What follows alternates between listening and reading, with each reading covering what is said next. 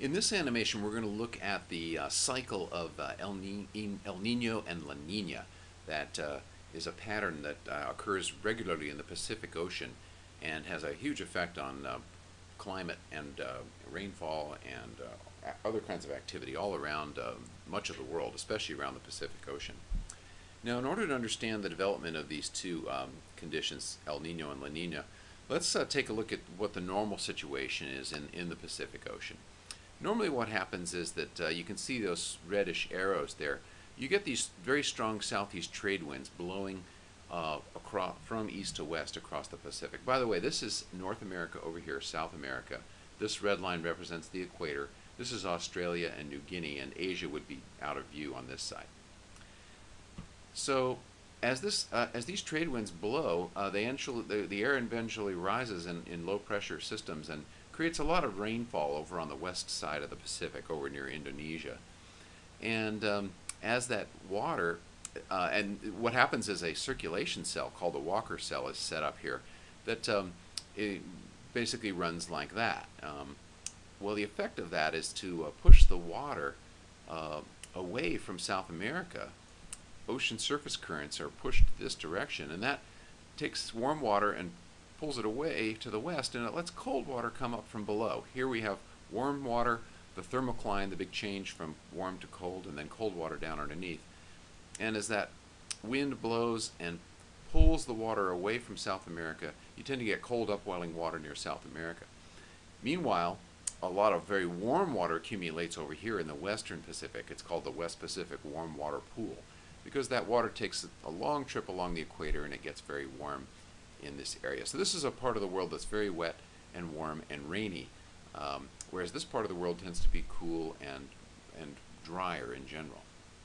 Now, the whole reason this can happen is because these strong trade winds push this water from east to west.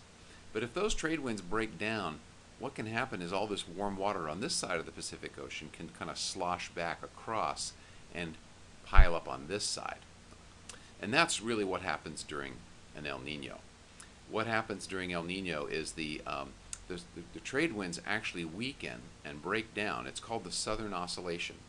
What will happen is that water, that warm water, there's nothing to hold it back anymore, and it flows across the Pacific and kind of piles up over on this side of the Pacific, going all the way up toward California, all the way down to Peru and Chile. And we don't get upwelling anymore over here, and the atmospheric pressure patterns switch, and so what happens now is that warm water fuels rain and storms, and the trade winds are actually reversed in direction, and this part of the ocean now becomes the rainy, stormy side of the ocean. And so during an El Nino, we typically have very high rain, lots of storms and flooding over on this side of the Pacific, from California on down to South America. Now, what usually happens within a year or so after the El Nino is that it's like the pendulum swings back the other way and we get a La Nina. La Nina really can be considered to be a sort of an intensification of the normal conditions. Remember, this is the normal situation where the trade winds are blowing all the water west and it's piling up over here. During a La Nina, the trade winds blow even more intensely, and even more cold water gets pushed west, and even more intense upwelling happens along the coast of South America.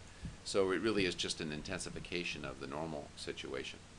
So the Pacific Ocean kind of oscillates between these two conditions, the El Nino condition, in which the water sloshes over to our side of the Pacific, bringing storms and rain and warm water, and the La Nina condition, in which the water goes back to the other side of the Pacific and cold upwelling becomes even more intensified. These cycles go back and forth, not particularly regularly, but anywhere from every 2 to 8 years is pretty typical.